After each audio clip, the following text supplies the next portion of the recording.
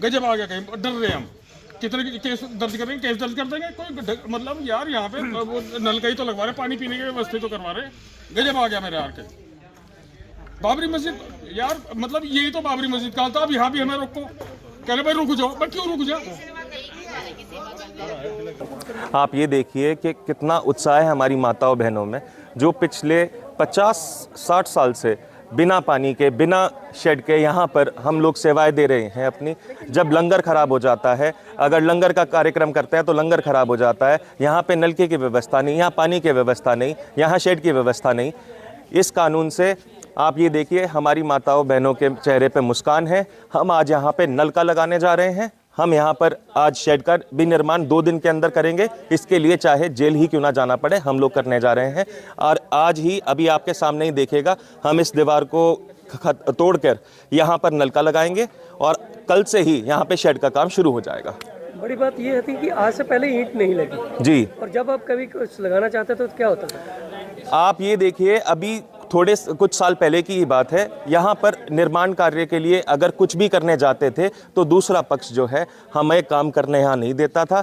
हमेशा झगड़े यहाँ पे होते थे। यहाँ पे झगड़े से डरकर ये लोग शांत थे, लेकिन जब से भाजपा की सरकार आई है और इस जो अहम फैसला अमित शाह जी ने लिया है, हम सब लोगों के अंदर उत्साह है और हम आज इस काम को करने जा रहे हैं। हमारे को यह अलर्ट हुई है जगह पर, हमारे मस्तान चंद जी के नाम। और उस समय हमारी माता जी ने ये सोचा कि भाई इसको गुरुद्वारे को ज़्यादा मानती थी, इसलिए वो उन्होंने यहाँ पर प्रकाश करना शुरू किया।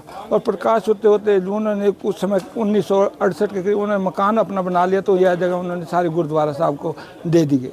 तो उस समय से ये यहाँ पर सुबह शाम तीनों टाइम प्रकाश भी होता है और लंगर भंडारे सब चलते हैं। गांव के लोग बहुत सहायता करते हैं, बहुत खाना। गुरुद्वारा में उसके पश्चात कुछ नहीं बन पाया कि जब भी हम बनाने लगते हैं तो वो मुस्लिम समाज आकर के ऊपर केस चल रहा है तो रुकावट डाल देता है। उन्होंने आज तक एक ईंट भी या कुछ भी आज तक उन्होंने देखा भी नहीं। अलग कोई यहाँ पे नमाज नहीं हुई, तो हम लोग तो सुबह शाम दोनों टाइम हमारा यहाँ प्रकाश उत्सव। ये मामला तो यह है कि बोर्ड की संपत्ति है, 1852 से मस्जिद है ऑन रिकॉर्ड। और 54-55 में जब इसका वो आया नक्शाबंदी, उस वक़्त भी मस्जिद खड़ी। उसके बाद ये बोर्ड मालिक है शुरू से ही। बोर्ड ने जो है इसका केस जो है, पहले मस्तान चंद के खिलाफ केस आया, मस्तान चंद की रिहाइश थी इसमें। उसके बाद जो है बोर्ड मस्तान चंद जो है इनको गुरुद्वारे वालों को जो है कब्जा दे कर चले गया। फिर बोर्ड ने जो है इनके खिलाफ दावा डाला और सुप्रीम कोर्ट तक मेंटेन होया है। ये नीचे से लेकर ऊपर तक आते चले गए, लेकिन इसका दखल नहीं होया। बाद में जब सुप्रीम कोर्ट का जो फैसला आया, उसमें जो है चेयरमैन ने केस विड्रॉ कर लिया कि जब हमें ज़रूरत पड़ेगी मस्जिद की जब ले लेंगे। है जी। अब ये मुसलमानों ने दावा डाल रखा, नीचे इसमें स्टे है सिविल कोर्ट में और हाई कोर्ट में भी केस चल रहा है, बोर्ड के खिलाफ भी चल रहा है, इनके खिलाफ भी चल रहा है। कोर्ट ने तो जो है यो वक़्फ़ के हक़ में कर रखी है सुप्रीम कोर्ट तक। देखिए जी, इसकी कहानी बिल्कुल साफ और सरल है। सन 1947 में जब बंटवारा हुआ था तो ये अलॉटमेंट हो गया। यहाँ पे ये लोग मस्जिद, वक्फ बोर्ड ने इसको मस्जिद क्लेम कर लिया, और जबकि यहाँ पे किसी प्रकार की कोई मस्जिद नहीं थी। ये तो एक प्राइवेट प्रॉपर्टी थी जो कि फिर बाद में आकर के तब्दील कर दिया गया ऐसे गुरुद्वारे के अंदर। श्री निशान साहब जो है यहाँ पे सन 1947 से लगा हुआ है। अब ये लोग जो है यहाँ पे धींगा मस्ती करते हैं और किसी भी तरीके का कोई भी निर्माण कार्य यहाँ पे, आप ये लंगर हॉल की हालत देखो, यहाँ पे क्या हाल है। यहाँ पे टपकता है, कोई यहाँ पे कुछ सेवा नहीं कर सकता। कोई यहाँ पे हमारे गुरु ग्रंथ साहब जी यहाँ पे रखे हुए हैं, उनका जो है ये समझ लो कि एक तरीके से ये निरादर ही है।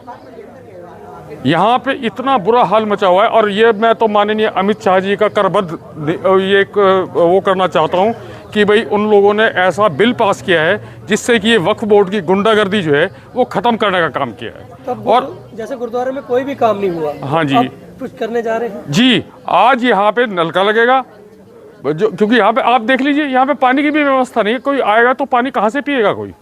यहाँ पे कोई शेड की व्यवस्था नहीं है। यहाँ पे हम लोग आज जो है इस काम को करने जा रहे हैं कि यहाँ पे शेड की व्यवस्था हो, यहाँ पे नलका लगे, ये सारे के सारे काम जो अब तक नहीं हुए थे, ये माननीय अमित शाह जी के इस बिल के पास करने के बाद में ये सारी की सारी व्यवस्था यहाँ पे सुनिश्चित, इसके लिए हमें चंदा करना पड़ेगा।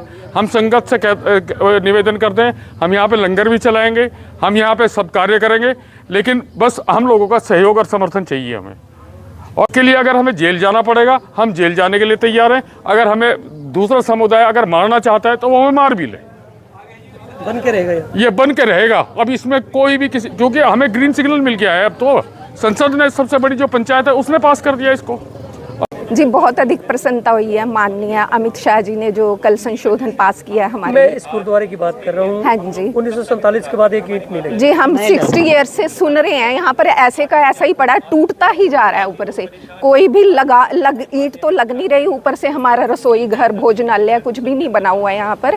भोजनालय के लिए भी हमने अलग से अमाउंट इकट्ठा करके कुछ बनाया, एक कमरा तो वहीं पर बनता है, और लाने आने में हमें बहुत दिक्कत है। बरसात में, सर्दियों में बहुत मुश्किल पड़ती है हमें, सारा का सारा टूटता ही जा रहा है। जब भी कभी यहाँ पर विकास करने की कोशिश की, ईंट लगाने की कोशिश की, हाँ क्या जी, विरोध हुआ उसका? विरोध होता है, पुलिस भी आई हुई है, तो वही है कि श्रद्धा भाव इतना है कि मरने मारने के लिए हम तैयार हो जाते हैं कि हाँ कोई यहाँ पे आएगा तो विरोध करते हैं। तो अब कैसा लग रहा है? क्योंकि बहुत अधिक अच्छा लग रहा है हमें यहाँ पर।